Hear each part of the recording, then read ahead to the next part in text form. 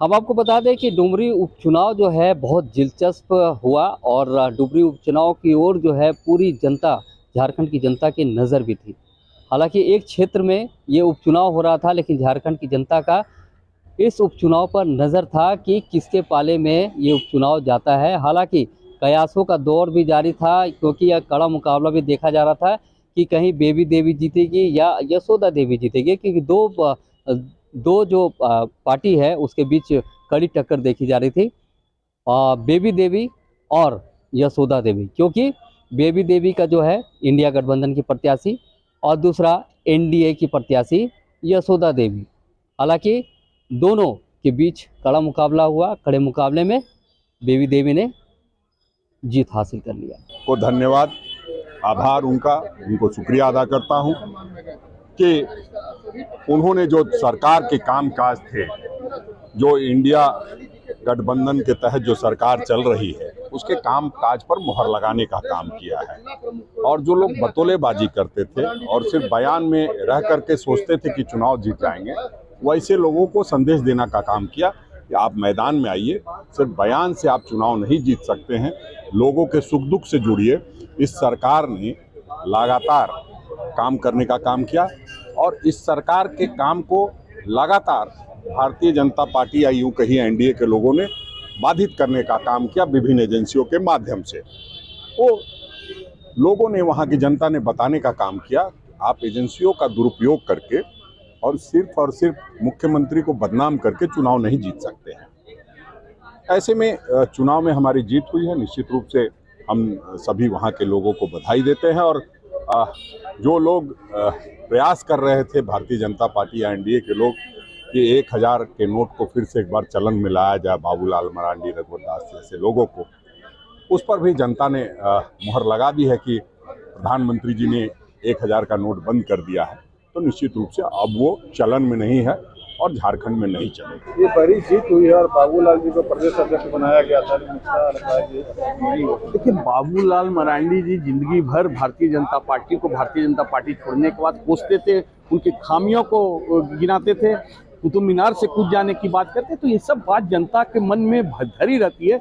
यही बाबूलाल जी जो भारतीय जनता पार्टी के खिलाफ इतना प्रचार करते थे, और इन्होंने ही, आपको मैं याद दिलाऊं, भूमि अधिग्रहण बिल के खिलाफ हम लोग साथ मिलकर के कदम से कदम मिला करके आंदोलन किया था भारतीय जनता पार्टी। तो कैसे आप कल तक भारतीय जनता पार्टी के खिलाफ बोल रहे हैं और आज जो है भारतीय जनता पार्टी के प्रदेशाध्यक्ष बन गए और उनकी बोली बोल रहे हैं? तो कहीं ना कहीं यहाँ की जनता समझा, डुमरी की जनता को साधुवाद, धन्यवाद कि टाइगर साहब के किए हुए कार्यों को उन्होंने मोहर लगाया। हेमंत सोरेन जो सरकार है उनके किए हुए कार्यों पे मोहर लगाया। और यहाँ की जनता को मालूम है कि भारतीय जनता पार्टी जब आएगी तो अडानी और अंबानी को जमीन बेचने का काम करेगी, ना कि झारखंड के विकास की, यहाँ के स्थानीयों के मुद्दों को, यहाँ के लोगों के विकास के कामों को, यहाँ के सब लोगों का जो एक सूचीबद्ध तरीका से जो काम किया है हेमंत सोरेन ने, उसको फिर कैसे आगे बढ़ाएंगे। तो हमको लगता है कि डुमरी की जनता को धन्यवाद, हेमंत सोरेन जी को धन्यवाद, हमारे प्रदेशाध्यक्ष को धन्यवाद कि हम लोग मिल करके पूरा इंडिया गठबंधन ने इस सीट को जीता है।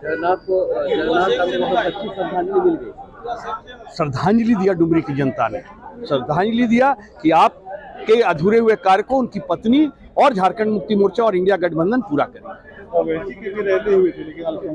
देखिए, मैं बहुत ज्यादा नहीं बोलूंगा, लेकिन वो माना जाता है कि वो ऐसे सीट पे, देखिए क्या हुआ था बिहार में, पूरी भारतीय जनता पार्टी की गठबंधन की सरकार कितनी सीटों से जीती थी, हम लोग को 7 से 10 सीटों में फर्क आया था।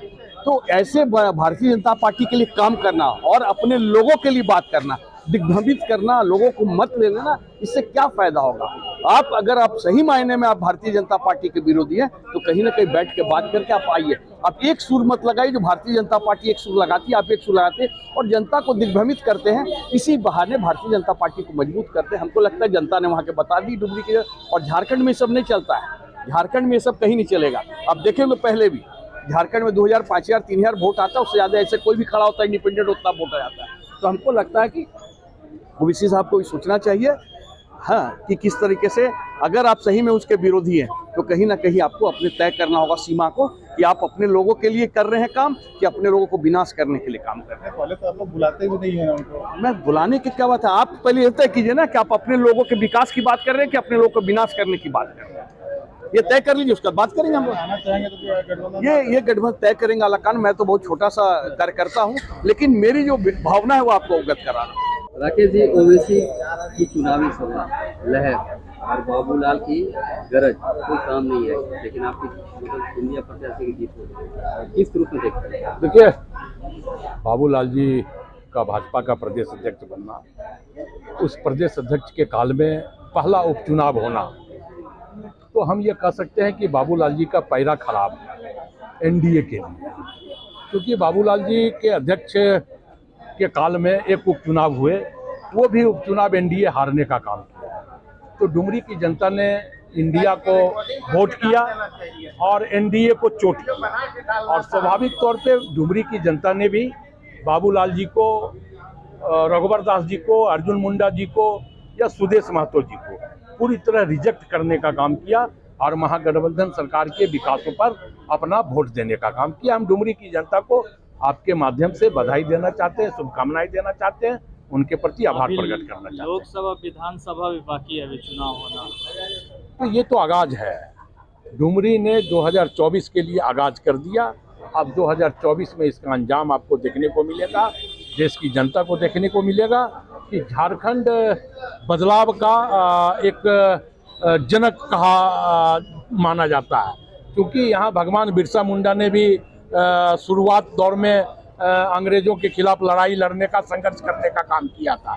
तो वही संघर्ष डुमरी की जनता ने किया है और डुमरी की जनता ने ये आगाज कर दिया कि अब 2024 में एनडीए का पूरा कुनबा हम साफ करके रहेंगे। ओवैसी की भी रैली हुई, लेकिन अल्पसंख्यक वोटों का बिखराव नहीं हुआ। अल्पसंख्यक वोट आप लोग को मिला है और जीत का बड़ा कारण वही माना जाता है। ये साफ प्रदर्शित हो गया कि अब अल्पसंख्यक भाई भी या इस बात को समझ गए कि आईएमएम प्रमुख ओवैसी साहब भारतीय जनता पार्टी के बी टीम के रूप में पूरे देश में काम कर रहे हैं, इसलिए उनको भी नकारने का काम किया। तो जिस तरह से डुमरी उपचुनाव को लेकर आज रिजल्ट सामने है, सबके सामने है, एक 2024 को लेकर भी हम कह सकते हैं कि 2024 में भी एक फैक्टर साबित होगा। 10 मिनट के लिए रांची से मैं मोहन कुमार।